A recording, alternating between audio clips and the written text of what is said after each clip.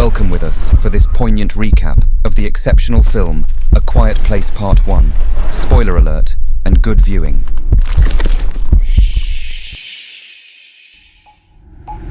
Here is the main character, young Sam, a courageous patient suffering from terminal cancer who lives with her cat Froden in a New York hospice, where her daily life does not enchant her at all. She is supported by Ruben, her caring caregiver, who struggles to bring her a little sunshine into her life. He nevertheless manages to convince her to join a group outing to the Puppet Theatre in Manhattan. There she meets young Osahar, who, accompanied by his mother Zena and his father Henry, came like her to enjoy the show. During the trip, the group notices objects resembling meteors crashing into the city.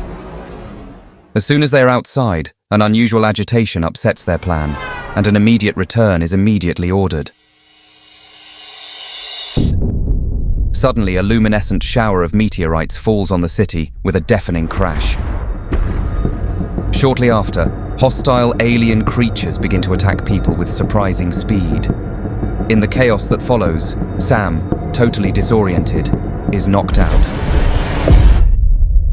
They wake up, and a firm and sudden hand orders her not to make any noise. She is at the theatre, guided by Henri, and finds her cat, as well as other survivors, all silent. Announcements coming from helicopters warn to remain discreet and hidden. Then, in this agonizing silence, the heavy footsteps of an alien quickly freeze them in horrifying static. Ruben then brushes death and feels the putrid breath of the monster on his face. The noise of the devices will save them by galloping an innumerable horde of creatures in fury in the deserted streets of the city. Zena's admirable resilience activates her on the radio, from where she initials a chilling message. The bridges leading out of the city are immediately bombed to prevent the creatures from leaving Manhattan Island. The sight of these strikes then pushes one of the survivors to panic and scream.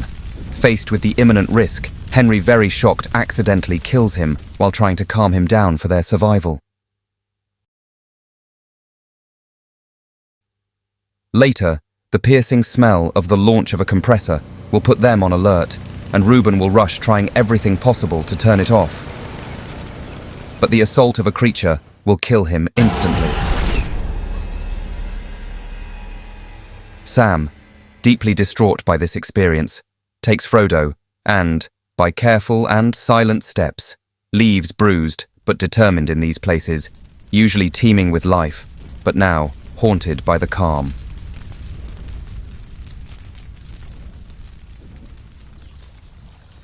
Along the way, she decides to take a break near a fountain so that the sound of the flowing water isolates them from the very sensitive hearing of the aliens on the hunt. To her great surprise, she discovers a teenager named Max, accompanied by his little sister, Hope. Suddenly, in a noise putting the creatures on alert, the army announces by helicopter that the creatures, being unable to swim boats, are preparing to evacuate the civilians on the south side of the city. Following this eventful passage, the trio venture into the streets of the city, where a silent and numerous population, prey to the terror felt by a hunted animal, joins them in a heavy silence. Towards the evacuation point, the volume emitted by this collective movement alerts the creatures, who attack them, immediately causing a perilous stampede. Sam takes refuge as she can against this threat coming from all sides, manages to extricate herself from the risky situation, and flees in a direction opposite to that of Frodo, who wanders as if nothing had happened in the now empty streets. His steps will lead him to Eric, an English law student who had cleverly hidden in the water during the attack that follows him to Sam. Noticing the distress on his face, she takes advantage of the sound of the rain to reassure him and convince him to go to the evacuation point. In shock and without a landmark, he follows Sam to his apartment and helps him break down the door at the same time as thunder rumbles. To stabilize her health, she hopes to find painkillers, but faced with disappointment, she wants to go to Patsy's in Harlem to enjoy a pizza because her father, a talented pianist, gave her wonderful childhood memories there. At dawn, haunted by the presence of monsters roaming the city, Sam takes refuge in the soothing silence of reading, accompanied by Frodo. Eric joins her, but a book accidentally falls to the ground, and the noise alerts the surrounding creatures. The sudden chase leads them to a building where they are narrowly stuck in the revolving door. The noise caused rushes them inside, from where they escape, trying to lose the aliens in the street by triggering the alarm of the cars abandoned on site. They end up taking refuge in the underground metro, but there too the place is teeming with monster ready to pounce on them. Going into the flooded corridors lit by a simple, small flashlight, they find themselves forced to venture into the water to emit as little sound as possible. The breathless assault of an alien who located them pushes them to swim with all their strength in the narrow tunnel, and they are captured narrowly by the assailant, who, luckily for them, will drown salutarily in the liquid element source of life, and in this case, of survival for them. Then, in the church where they were able to take shelter, Sam, very weakened, is awakened by the prayers of Eric, who asks her kindly what medicines she needs. He then wanders alone in the dilapidated streets of Harlem and ends up finding a pharmacy where he gets the much-needed medicines from Sam. Joined by the intrepid cat, his steps lead him to a dark and mysterious place that turns out to be a nest where aliens lay their eggs in order to colonize the planet.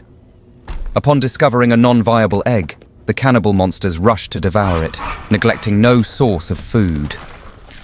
Trying to retrieve the cat, Eric finds himself in a very delicate position because a monster springs up right in front of it and probes the place with its formidable hearing. But silence is golden, and the alien ends up diverting itself to the great relief of the two imprudent ones. His courageous act allows him to come to Sam's aid, and he quickly applies the medical patch, which fortunately quickly relieves her.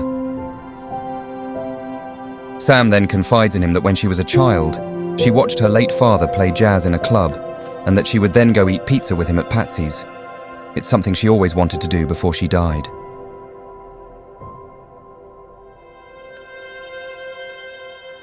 The next morning at dawn, Eric grants Sam's wish and takes her to the club. The emotions that will invade her will be of an overwhelming and striking power.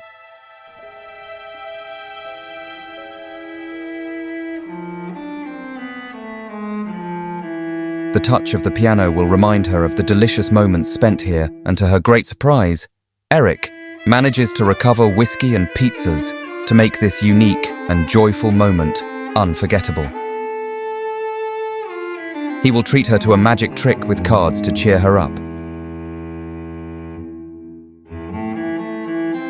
And a view from the floor will make them see the presence of two boats nearby, filled with passengers preparing to escape from this hell. As they both sneak among the many cars that serve as camouflage, creatures on the lookout begin to gather nearby. Courageously, after having entrusted him with Frondon and in order to free the passage for him, Sam seizes everything she finds and breaks the windows of the vehicles to trigger the screaming alarms and create a diversion.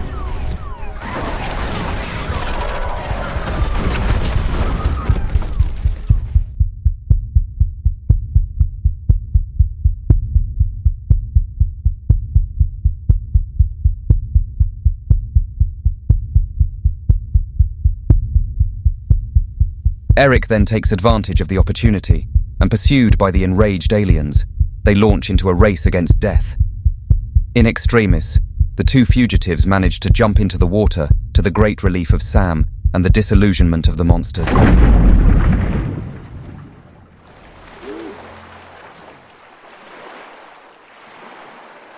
They will then be warmly pulled and comforted aboard the boat by Henri and the other survivors. He then finds in his jacket a note from Sam telling him to continue to take care of the cat by thanking him for reminding him to live, and sometime later, the heroine evolves in an empty avenue while she listens to Feeling Good on an iPod. Accepting her fate, she smiles as she removes the headphones and lets the music ring out before a creature attacks. Thank you for enjoying this exciting film with us. Don't forget to subscribe and activate the bell. See you soon on Storytime.